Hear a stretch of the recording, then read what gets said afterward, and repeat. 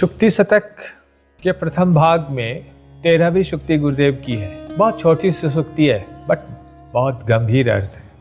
कहते हैं एक वैरागी ही अपरिग्रही हो सकता है। अपरिग्रह यानी कि दूसरे की वस्तुओं का ग्रहण नहीं करना, जो मेरे लिए नहीं है उसका ग्रहण नहीं करना। ये कौन हो सकता है?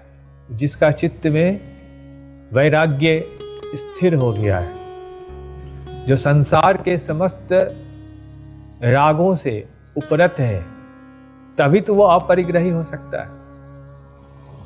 आपके मन में यदि अटैचमेंट है, आसक्ति है, आप यदि किसी न किसी कामना, इच्छा और लालसा से बंधे हुए हैं, तो ये प्रबल संभावना है कि आप उस संपत्ति का संचय करना चाहते हैं। भले ही आपके पास नहीं हो, लेकिन आपके मन के किसी कोने में वह संपत्ति विराज रही है। और अगर आपने मन से ग्रहण कर लिया तो आपका अपरिग्रह व्रत भंग हो गया। अपरिग्रही कौन होते हैं? अपरिग्रही वैरागी होते हैं, जो मन से ही संकल्प नहीं लेते हैं, जिनका चित्त शम, दम, ज्ञान, विवेक से परिपूर्ण है, जिन्होंने ज्ञान को, वैराग्य को धारण किया है, वही संसार की समस्त निधियों को क्षणभंगुर समझ करके, मूल्यहीन समझ करके उससे मुख मोड़ लेते हैं और अपरिग्रही होकर के संसार के कल्याण में रत हो जाते हैं। राम को जब वनवास हुआ तो राम के राज्याभिषेक का समय था।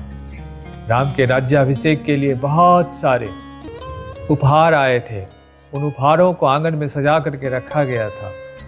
लेकिन जब राम ने अपने पिता से आज्ञा पाई कि उन्हें वनवास जाना है, तो वो कैसे अपरिग्रही हो गए पता है?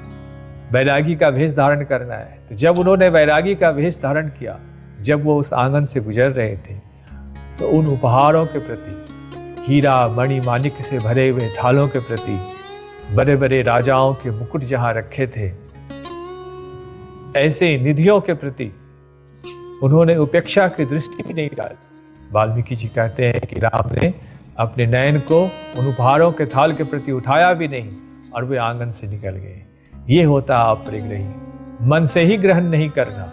एक बार जब वैराग्य हमारे भीतर आ गया तो संसार की कोई भी इच्छा, कोई भी आकर्षण, कोई भी लालसा उस वैराग्य रूपी संपत्ति से बरी नहीं है। इसीलिए वैरागी अपने मन से ही उनके संपूर्ण कामना को झाड़ देते हैं। यही तो परिग्रह है।